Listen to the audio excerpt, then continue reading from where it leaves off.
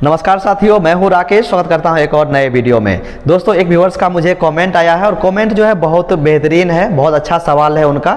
दो भाई ने मुझे कमेंट किया है, सॉरी, ओके, दो भाई ने मुझे कमेंट किया और दोनों का क्वेश्चन जो है वो सिमिलर है। तो मैं चाहता हूं कि इस वीडियो में दोनों मैं क्वेश्चन को रिप्लाई मैं दे दूँ। ओके, तो उनका जो क्वेश्चन है, उनका जो कॉमेंट है, वो ये पूछना चाह रहे हैं कि यदि हम सोलर पावर प्लांट लगाते हैं तो क्या हमें 100% बैंक से लोन मिल सकता है क्या? ओके, और यदि हमें नहीं मिलता है, अगर मान लीजिए 70% मिलता है, तो जो रिमेनिंग 30% अमाउंट है वो हमें अपने हैंड से पे करना पड़ेगा क्या? ये दोनों उनका प्रश्न है। ओके, तो यहाँ पर हम लोग कुछ कंडीशन समझ लेते हैं कि कंडीशन क्या है गवर्नमेंट का।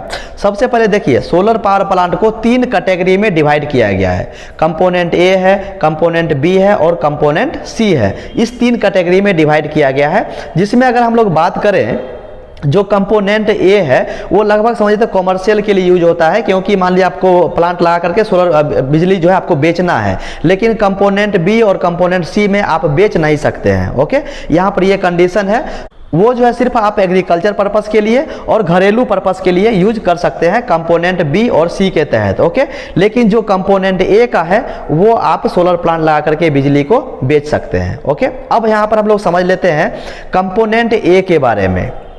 कंपोनेंट ये क्या कहता है? कंपोनेंट ये यह कहता है कि आप जो है मिनिमम 500 किलोवाट से लेकर के 2 मेगावाट तक का सोलर पावर प्लांट लगा सकते हैं। पहला कंडीशन ये है। ओके, तो सबसे पहले आपको तो टेंडर भरना पड़ेगा, वो टेंडर पास होगा। टेंडर पास होने के बाद जो है आपको एक सैंक्शन लेटर दिया जाएगा।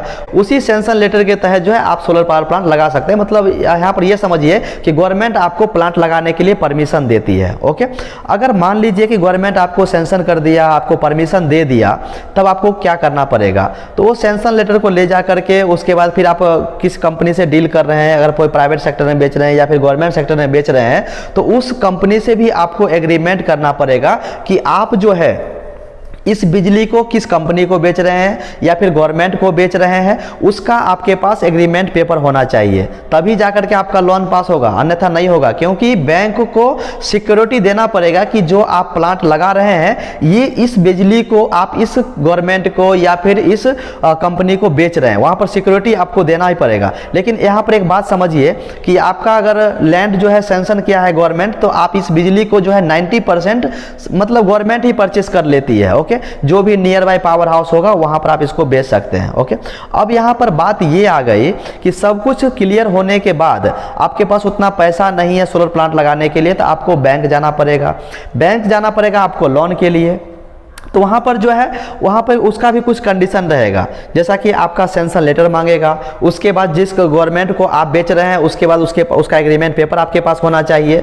उसके बाद जो भी लीगल डॉक्यूमेंट्स वहाँ पर जमा करने के लिए बोला जाएगा वो सब आपको देना पड़ेगा। मतलब आपको जो है लीगल तरीका से जाना है, आपको कोई भी गलत काम नहीं करना है, गलत पेपर आपको नहीं लगाना है। ओके, अगर सब कुछ आप लीगल तरीका से जाते हैं तब जा करके वहाँ पर आपका लोन फाइनेंस होने का चांसेस रहेगा।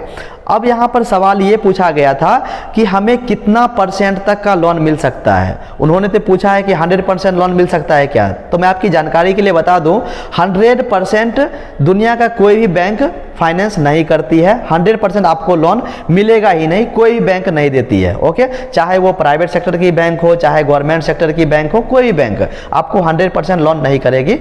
मैक्सिमम जो है 70% तक बैंक लोन कर सकती है। ओके, तो यहाँ पर मान लीजिए कि आपका जो है 70% लोन पास हो जाता है और रिमेनिंग का जो 30% अमाउंट है वो आपको अपने हैंड से पे करना पड़ेगा। ओके, अब यहाँ पर एक सवाल ये उठेगा कि जो 70% बैंक से हमने फाइनेंस करवाया है वो पैसा किसके अकाउंट में जाएगा? ओके, तो यहाँ पर जो है जिसके नाम से सैंक्शन हुआ है लैंड या फिर जिसके नाम से कंपनी का फॉर्म बना हुआ है, उसी व्यक्ति को दिया जाएगा या फिर उसी कंपनी को दिया जाएगा। जैसे कि मान लीजिए मैंने अपने नाम से फॉर्म बनाया कंपनी का और सोलर प्लांट के लिए, तो अगर मैं अप्लाई किया हूं मैं अपनी कंपनी के नाम से, तो वो मेरे अकाउंट में ही डालेंगे। ओके, और रिमेनिंग जो 30% अमाउंट है वो भी हमें मुझे अपने हैंड से ही पे करना पड़ेगा।